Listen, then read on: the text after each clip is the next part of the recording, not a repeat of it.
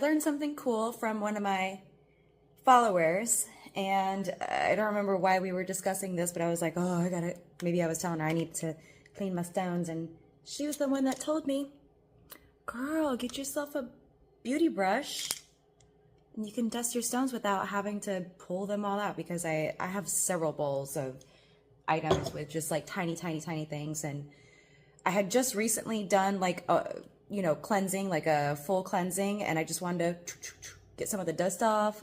And she was the one that told me, get yourself a beauty brush and you can dust your little babies, especially stuff that's really fragile that you don't want to get water on, or you don't want to, expose to the elements and stuff like that. But that's a common question of like, how do I cleanse my stones? The easiest way is to have a selenite plate or bowl of some sort, pillar. It can be placed nearby. It can be placed on top of it. Selenite cleanses everything. Another stone that cleanses everything, black tourmaline, shungite. I know there's more. So those are the top three that people use to like cleanse their stones.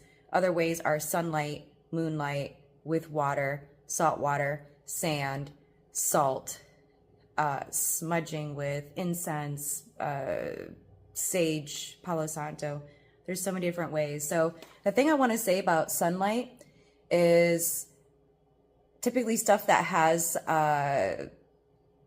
colors in it. Like, let's say if you had like a giant piece of amethyst geode and you wanted to keep it outside in your garden decor, just keep in mind that over time, the sunlight is going to drain out the color in that stone.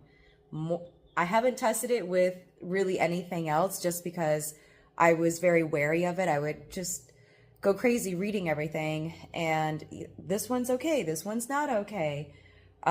So just to make it easy for myself, if I wanted some sunlight, if I felt like the energy of the crystal was how a battery starts to drain, then I'll keep it near a window so that it can get the ambient light from the sun.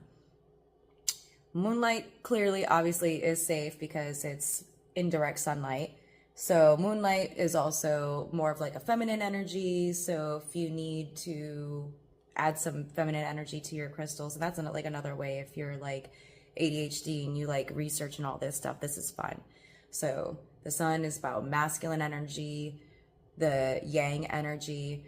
The moon is the yin, the holding space for things, nurturing.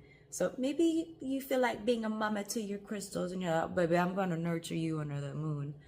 So, and let you sleep and rest because you've been working hard. Or maybe if a crystal's acting like it's not working hard enough for you, and that's why why you would want to throw it out in the sun.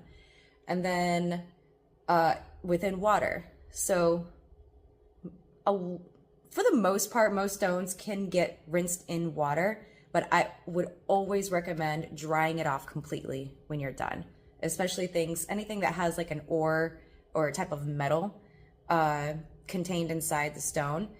It's going to rust if you leave it exposed to water. Other minerals like selenite, I've rinsed selenite in water before, but if I soaked it in water, then it might dull the polish on the crystal. So just to keep that in mind if you're thinking about taking your crystals to the beach with you, especially selenite is such a soft stone, it's gonna get damaged by that water and by that sand. So smudging, obviously that's another easy one. You could just cleanse your space and your crystals with the smudging. Incense, Palo Santo, aromatherapy, candles. You can cleanse your crystals by simply intention alone, by asking the universe to purify and cleanse your stones for you. And I think I got everything on the list. If I missed anything, let me know in the comments.